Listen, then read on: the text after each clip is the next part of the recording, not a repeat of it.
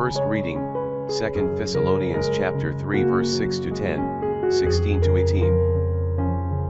And we charge you, brethren, in the name of our Lord Jesus Christ, that you withdraw yourselves from every brother walking disorderly, and not according to the tradition which they have received of us. For yourselves know how you ought to imitate us, for we were not disorderly among you. Neither did we eat any man's bread for nothing, but in labor and in toil we worked night and day, lest we should be chargeable to any of you. Not as if we had not power, but that we might give ourselves a pattern unto you, to imitate us.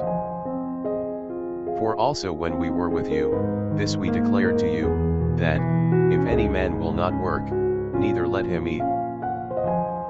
Now the Lord of peace himself give you everlasting peace in every place. The Lord be with you all. The salutation of Paul with my own hand, which is the sign in every epistle. So I write. The grace of our Lord Jesus Christ be with you all.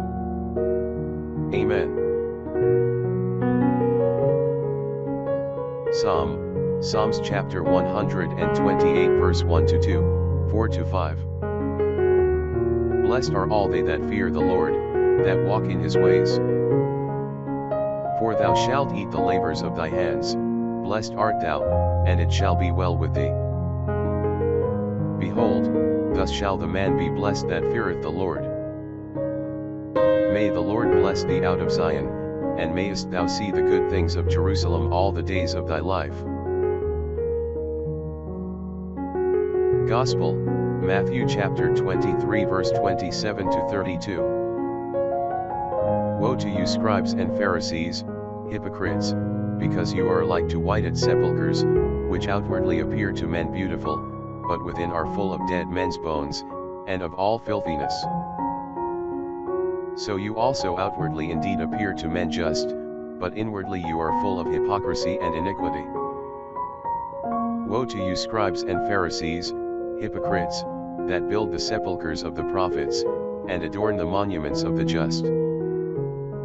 And say, if we had been in the days of our fathers, we would not have been partakers with them in the blood of the prophets. Wherefore you are witnesses against yourselves, that you are the sons of them that killed the prophets. Fill ye up then the measure of your fathers.